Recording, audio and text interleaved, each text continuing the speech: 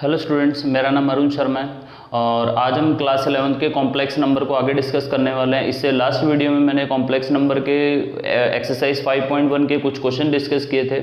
आज हम वहीं से आगे कंटिन्यू करने वाले हैं। आज हम कॉम्प्लेक्स नंबर का पढ़ेंगे कि कॉम्प्लेक्स नंबर में किसी नंबर का जेड इनवर्स कैसे निकालते हैं।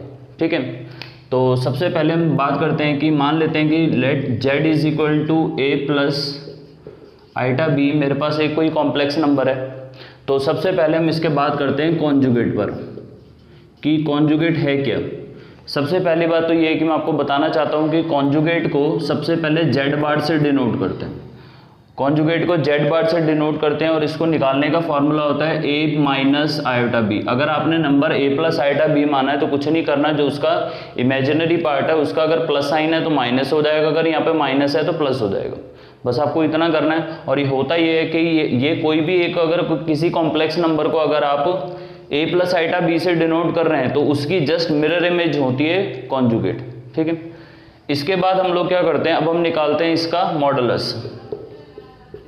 दूसरी इसमें जो आगे चीज आएगी वो आपके पास आती है मॉडुलस।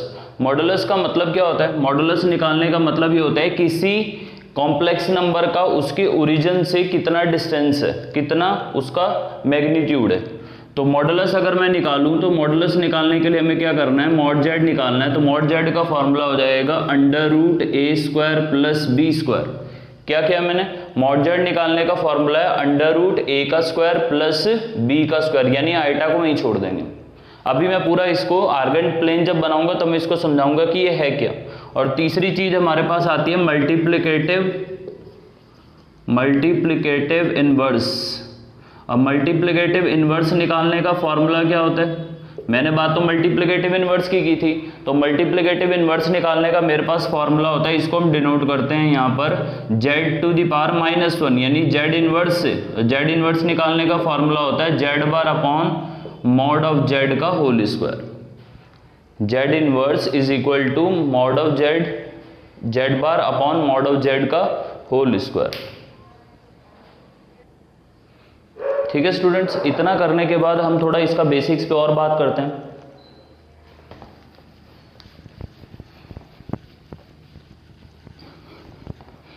इसके बाद यहाँ पे हम बात करने वाले हैं एक्सरसाइज 5.1 के हमने जहाँ तक क्वेश्चन कर लिए थे उसके आगे बात करते हैं।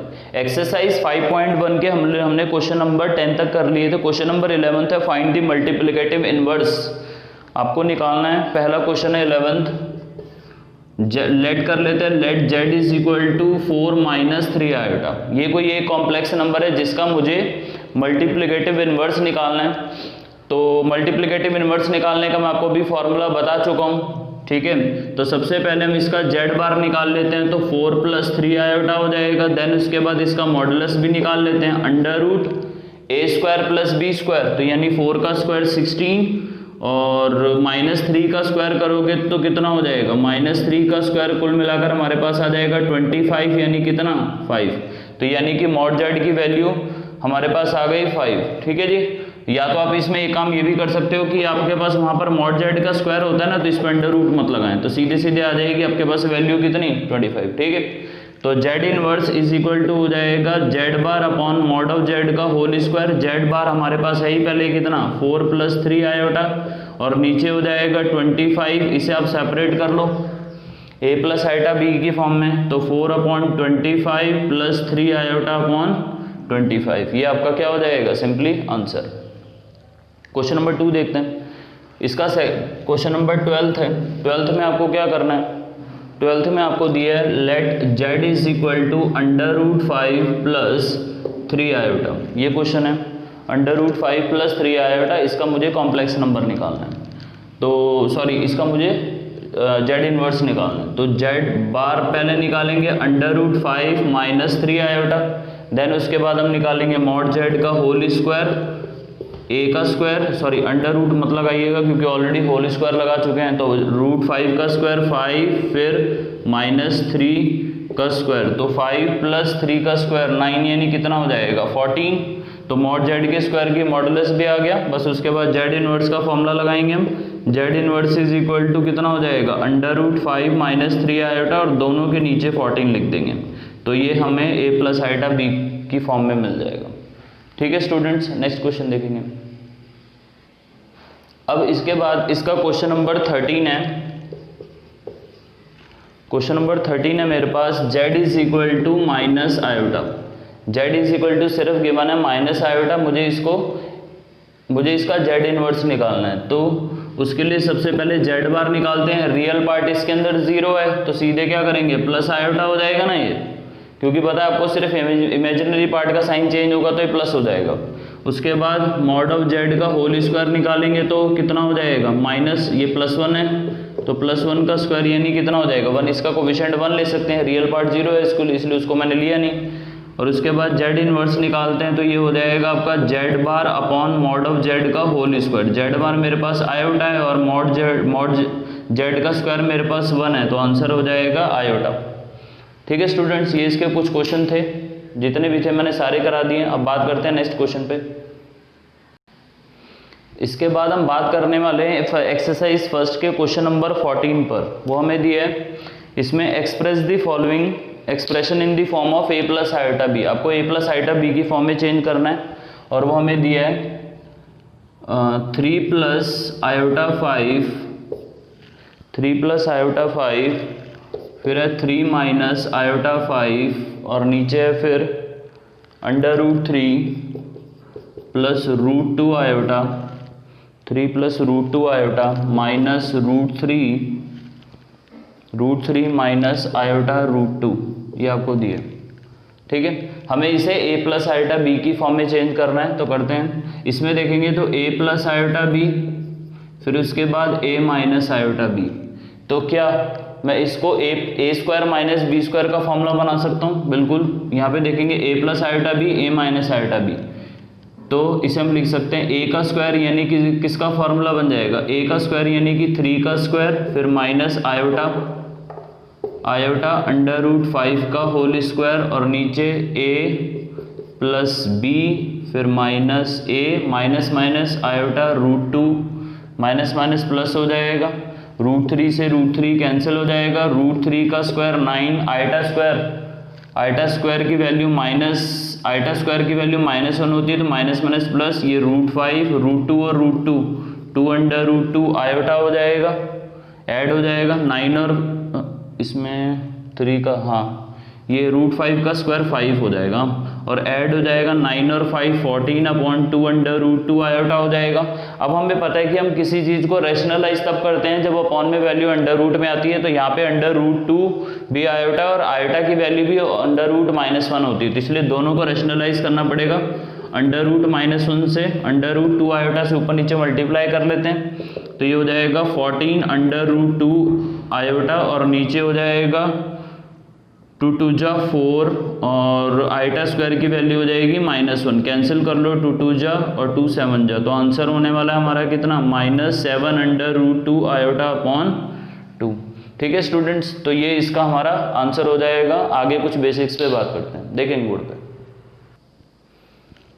स्टूडेंट्स, अब हम बात करने वाले हैं कि किसी, जैसे आपने देखा होगा नॉर्मली जो हमारे पास कोऑर्डिनेट होते हैं तो उनको प्लॉट करने के लिए हमारे पास क्या रहता है, कार्टेशियन प्लेन होता है। तो उसी तरह से क्या हम पोलर जो कॉम्प्लेक्स नंबर होते हैं उनको भी क्या हम कार्टेशियन प्लेन पे प्लॉट कर सकते हैं? तो मेरा जवाब है नहीं, क्योंकि उनके लिए स्पेशल एक प्लेन बनाया गया जिसका नाम है आर्गेंट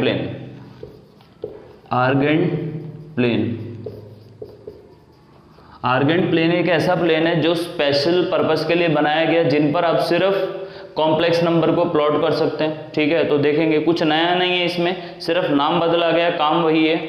तो इसलिए ये मान लेते हैं ये हमारा x एक्सिस है, x एक्सिस जिसको हम बोलेंगे रियल नंबर्स के लिए, और y एक्सिस हो जाएगा यानी इमेजिनरी नंबर्स के लिए। ठीक है, तो आर्गेंट प्लेन पे मान लेते हैं कि मुझे कोई एक z है मेरे पास, z इज इक्वल टू मुझे 3 + 2 आयोटा को मुझे प्लॉट करना है। तो यानी कि मेरे पास जो रियल पार्ट है वो 3 और इमेजिनरी पार्ट है मेरे पास कितना, 2।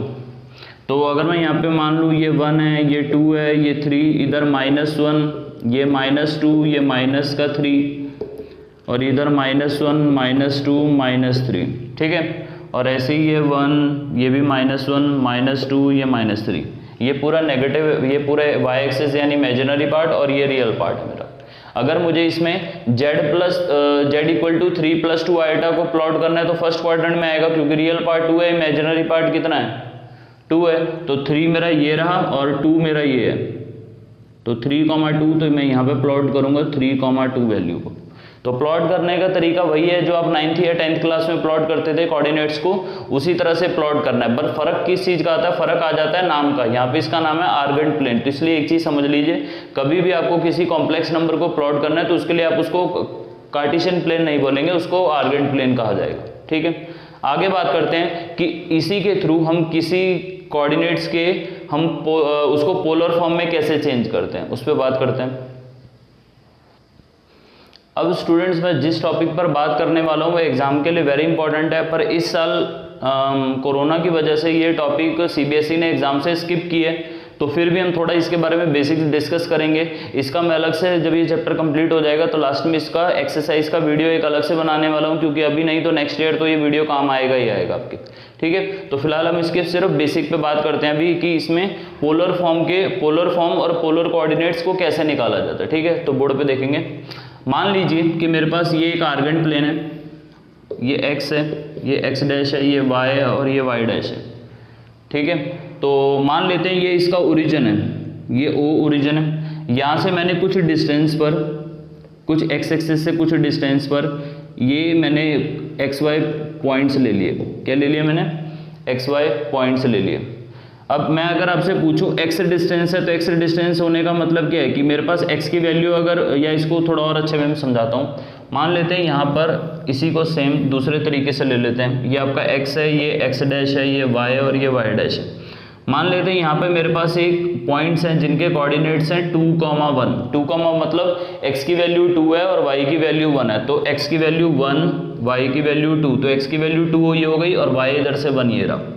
ठीक है, तो यहाँ से x की वैल्यू 2 है, यहाँ ले लेते हैं, x की वैल्यू 2 ये हो गई और y की वैल्यू 1 ये हो गई। तो यानी ये वाला पॉइंट तब मेरे पास निकलेगा 2,1, x की वैल्यू 2 और y की वैल्यू 1, तो ये मेरे पास आ गया। इनको फिलहाल हम बोलेंगे पोलर कोऑर्डिनेट्स 2,1। ठीक है, तो अगर मैं इसकी सेंटर से डिस्टेंस निकालना चाहूँ, ये यहाँ पे 90 डिग्री बनाएगा। यहाँ से यहाँ तक की डिस्टेंस कितनी है? यहाँ से यहाँ तक की डिस्टेंस अगर देखी जाए, ये पूरा 2 है, यहाँ से यहाँ तक ये पूरा 2 है, ये यहाँ से यहाँ तक कितना है? 1 है, ये 1 यूनिट है, ये 2 यूनिट है। ठीक है, अगर ये 1 यूनिट है, ये 2 यूनिट है, तो मुझे मैं ये निकाल सकता हूँ पीजीटी लगाकर। तो √2 का स्क्वायर कितना हो जाएगा? 2 का स्क्वायर 4, 1 का स्क्वायर 1, और तो 4 और 1 5, तो ये वाली वैल्यू कितनी आने वाली है? √5। तो ये बेसिकली कुछ और नहीं है, मैंने बोला था ना, सेंटर से जो किसी पोलर कोऑर्डिनेट की डिस्टेंस होती है वो हमेशा हमारा क्या माना जाता है? उसे हमेशा माना जाता है आपका मॉडुलस, और वो मॉडुलस आपका कितना आ गया? √5। तो इसको हम, एक तो होता है हम इसको z बोलेंगे और दूसरा इसका एक नाम होता है r। यहाँ पर पोलर फॉर्म में इसको r से रिप्रेजेंट किया जाता है। ठीक है स्टूडेंट्स, तो उसी तरह से मैंने यहाँ पर, ये तो मैंने एग्जांपल के थ्रू आपको समझाया। अब यही चीज मान लीजिए कि यहाँ से यहाँ तक की डिस्टेंस x हो गई और यहाँ से यहाँ तक की डिस्टेंस पूरी ये कितनी हो गई? y।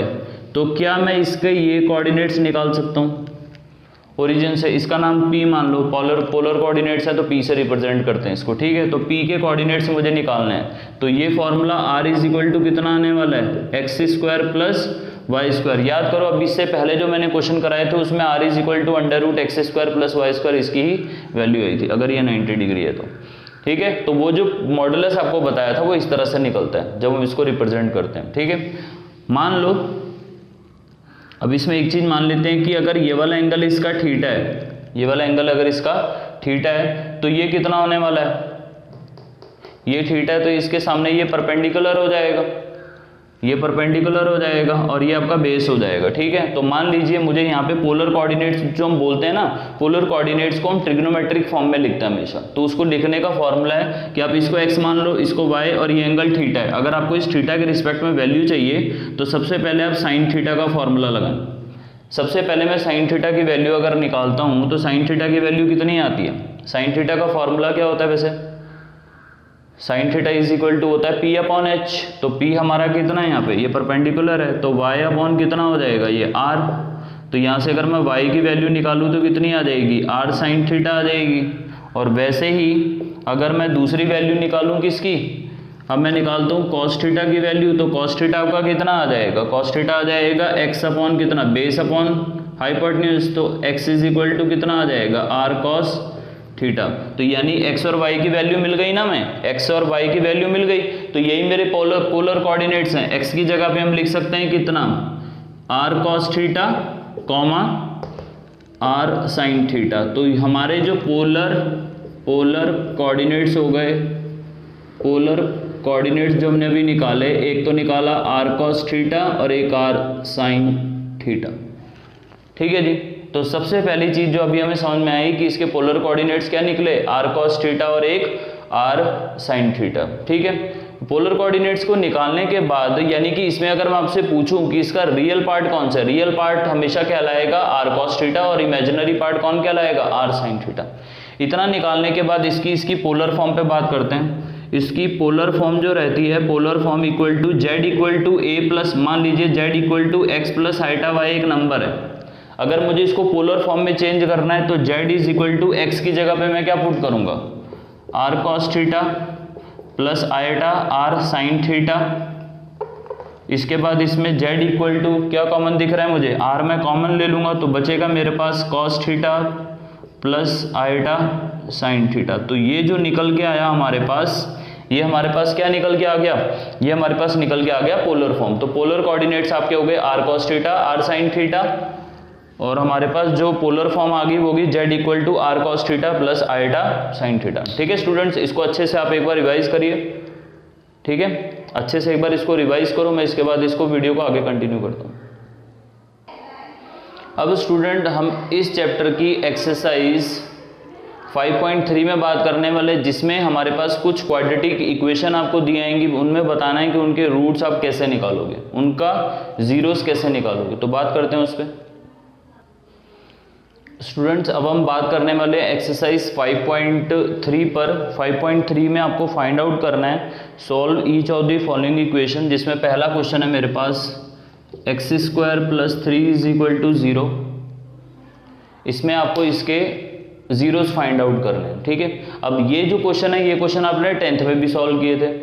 10th में भी हम डिस्क्रिमिनेंट निकालते थे और ये सब चीज़ें निकालते थे, पर यहाँ पर ये एक इन क्वेश्चंस को देने का एक स्पेशल पर्पस है, क्योंकि इन क्वेश्चंस को जब आप सॉल्व करेंगे तो इन सबके जीरो जो है वो नेगेटिव आएंगे, तो इसी वजह से इनको यहाँ रखा गया है। तो इसलिए आप इसमें जो हमने श्रीधराचार्य फॉर्मूला पढ़ा था, जिसे हम क्वाड्रेटिक फार्मूला भी बोलते हैं, उस फॉर्मूले का आप यूज़ करेंगे, जो हमारे पास है x equal to minus b plus minus under root b square minus 4ac upon 2a।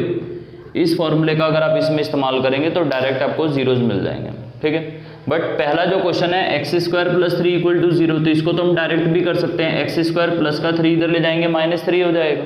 Square हटाएंगे तो इसके ऊपर 2 वैल्यू आने वाली हैं, प्लस माइनस 2 वैल्यू आएंगी, और स्क्वायर हटाया अंडर रूट डाल दिया। अंडर रूट डालने के बाद यहाँ से हम इसकी 2 वैल्यूज ली, एक प्लस और एक माइनस। आपको पता है अंडर रूट के अंदर जब नेगेटिव वैल्यू आती है, बाहर आके क्या हो जाता है, वो आयोटा। तो ये हमारे 2 वैल्यूज आ गई, एक प्लस आयोटा रूट 3 और एक minus iota root 3। Question number 2 पे बात करते हैं इसके।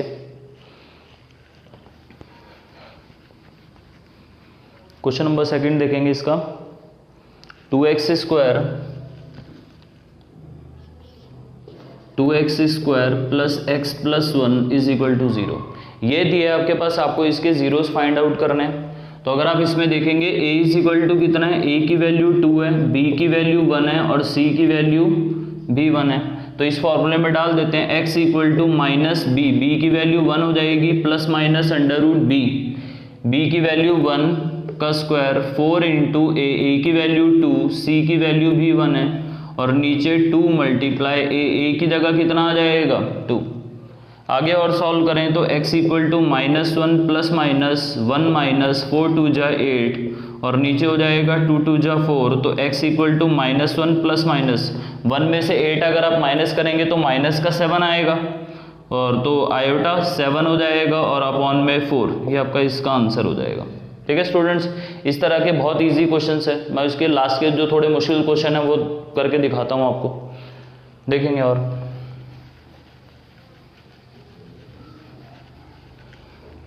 अब इसके क्वेश्चंस जो बीच वाले क्वेश्चंस है वो आप खुद ट्राई कर सकते हैं। ठीक है, मैं क्वेश्चन नंबर आपको इसका 8 तो 8th करके बता रहा हूँ। Question number 8, √3x² minus √2x plus 3√3 is equal to 0। आगे सॉल्व करते हैं। पहले x इज इक्वल टू 1 चाहिए, a इज इक्वल टू √3 है, b इज इक्वल टू -√2 है और c इज इक्वल टू 3√3 है। तो सबसे पहले हम इसमें वैल्यू निकाल लेते हैं। x इक्वल टू -b देखेंगे तो b आपका ऑलरेडी नेगेटिव है तो फॉर्मूले में माइनस होता है तो प्लस हो जाएगा √2, फिर प्लस माइनस √b², √2 का स्क्वायर 2, फिर उसके बाद आता है कितना b² माइनस 4ac, 4ac की जगह 3√3 अपॉन 2a, a की जगह कितना आपके पास a की वैल्यू है √3। सॉल्व करेंगे इसको आगे तो x equal to √2 plus minus ये 2 ऐसे ही रहेगा, √3 की √3 से करोगे 3, 3 3 जा 9 और 9 4 जा 36 अपॉन 2√3 सब्ट्रैक्ट करेंगे तो x इज इक्वल टू आपका आ जाएगा कितना √2 प्लस माइनस 2 में से 36 गया -34, बाहर आके हो जाएगा आयोटा हो जाएगा तो आयोटा √34 अपॉन में हो जाएगा 2√3। √34 को ऐसे रहने देते हैं तो ये आपका इस क्वेश्चन का क्या हो जाएगा आंसर। ठीक है, आगे देखेंगे। और अब इसके बाद इसी एक्सरसाइज का क्वेश्चन नंबर 9 है, x² प्लस x 1/√2।